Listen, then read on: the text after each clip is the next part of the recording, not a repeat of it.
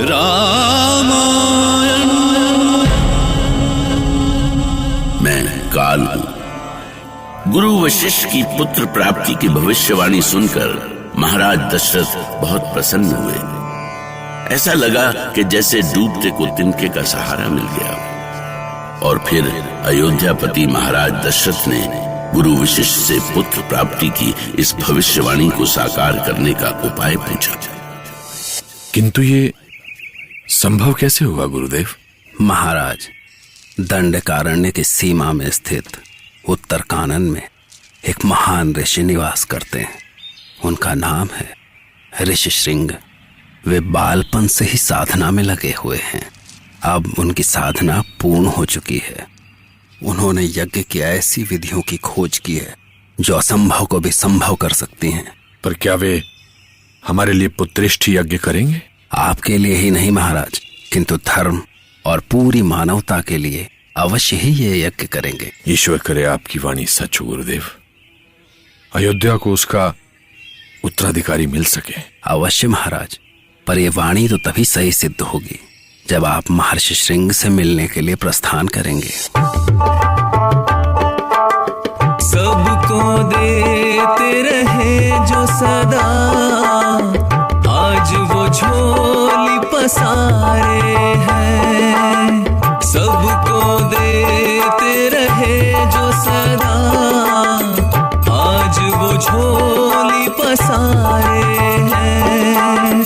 पुत्र पाने की छालिए श्रृंग की कुटिया पधारे हैं। श्रृंग की कुटिया पधारे हैं।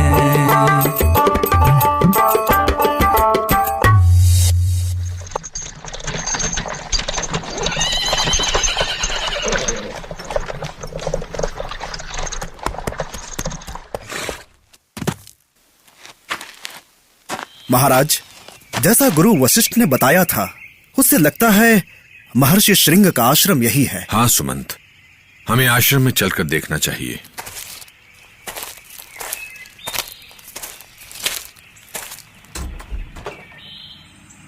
देखे महाराज, बरसों बरस की साधना से कैसा रूप हो गया है ऋषिवर का। शरीर पर चींटियों ने घर बना लिया है। सर के बाल तो जकड़कर सींग जैसे हो गए हैं। कैसा घोर तप किया है ऋषि श्रृंग ने। आगे बढ़िए महाराज, आपकी प्रार्थना अवश्य सफल होगी। महर्षि श्रृंग की जय। महर्षि श्रृंग की जय। दूर हो जाओ मेरी दृष्टि से, दूर हो जाओ, वरना मैं श्रृंग तुम सबको अपने श्राप से भस्म कर दूंगा। मेरी साधना भंग करके तुम सबने घोर अन्याय किया है। मैं तुम्हें कभी क्षमा नहीं कर सकता। क्षमा करें महर्षि, मुझे क्षमा करें। मैं याचक के रूप में आपके पास आया हूं। हम किसी की याचना पूरी नहीं करते। किंतु महर्षि, आपके संबंध। बस, हम कुछ सुनना नहीं चाहते। दूर हो जाओ, दूर हो जाओ हमारे सामने से, जाओ। ऐसा ना कहें महर्षि, मैं यहाँ बड़ी आशा और विश्वास से आया हूँ। तुम्हें देने के लिए कुछ भी नहीं है हमारे पास, लौट जाओ। ऋषि श्रृंग का उत्तर सुनकर महाराज दशरथ का मन बुझ गया। वो जानते थे कि गुरु वशिष्ठ की वाणी झूठी नहीं हो सकती, पर उसे सच करने के लिए ऋषि श्रृंग को कैसे मनाएंगे वो।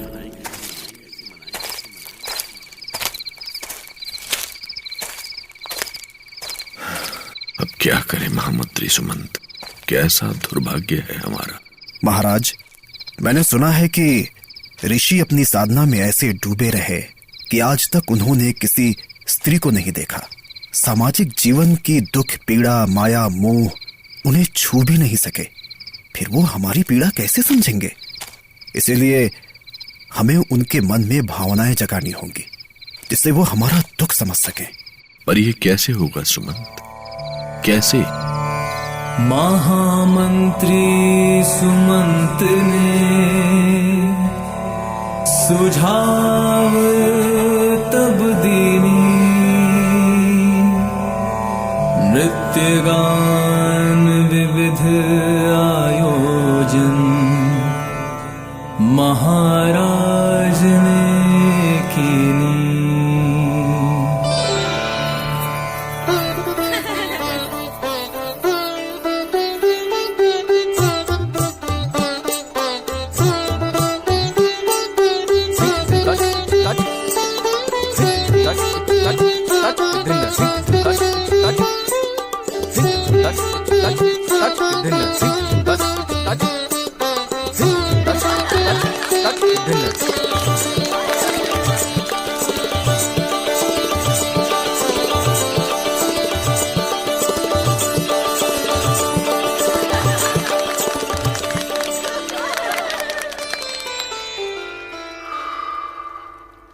हो तुम लोग?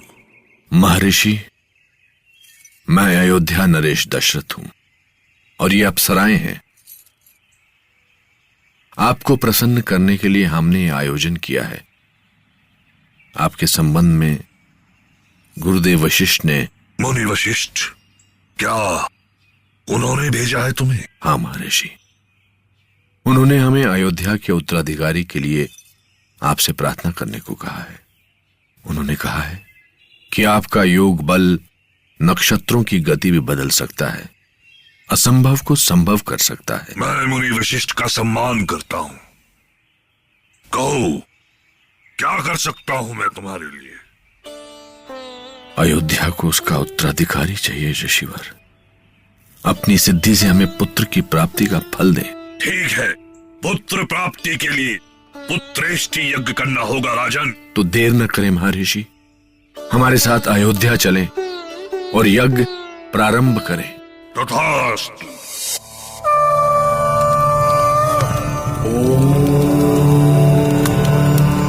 स्वास्ति नाह इंद्रो वृत्रश्रवा, स्वास्ति नाह पूषा विश्ववेदाः,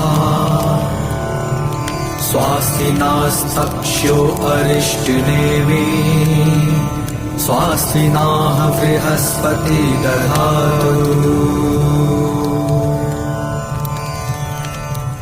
अग्निदेव प्रकट हो, प्रकट हो अग्निदेव, प्रकट हो।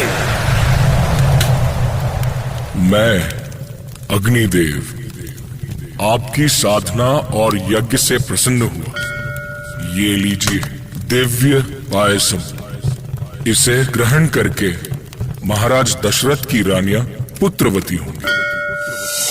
महाराज दशरथ ने श्रृंग ऋषि का दिया हुआ दिव्य प्रसाद अपनी तीनों रानियों कौशल्या, कैकेयी और सुमित्रा को दिया और प्रसाद से तीनों रानियां शीघ्र गर्भवती हुई।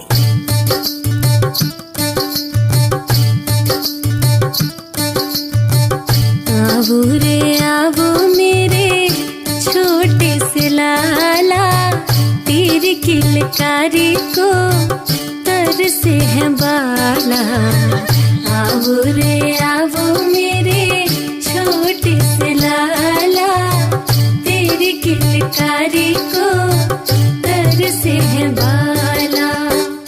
माता बुलावे पिता राह निहारे, कौशलपुरी की गलियां भी पुकारे।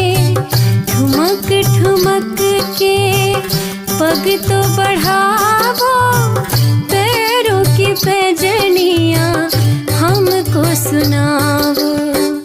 आओ रे आओ मेरे छोटे से लाला, तेरी किलकारी को तरसे है बाला। आओ रे आओ मेरे छोटे से लाला, छोटे से लाला मोरे छोटे से लाला। भगवान विष्णु के लिए महारानी की भक्ति कुछ अधिक ही बढ़ गई है। जाने क्यों मुझे अपने होने वाले पुत्र में भगवान विष्णु की ही छवि दिखाई पड़ती है। ऐसा लगता है जैसे श्री हरि विष्णु स्वयं मेरी गोद में आने वाले हैं। श्री हरि की कैसी अद्भुत लीला है। उन्होंने आगमन का संकेत रानी कौशल्या को पहले ही दे दिया। तो श्री हरि किस रूप में आएंगे मां कौशल्या के सामने और कितनी प्रतीक्षा कराएंगे हमारे तारनहार। राम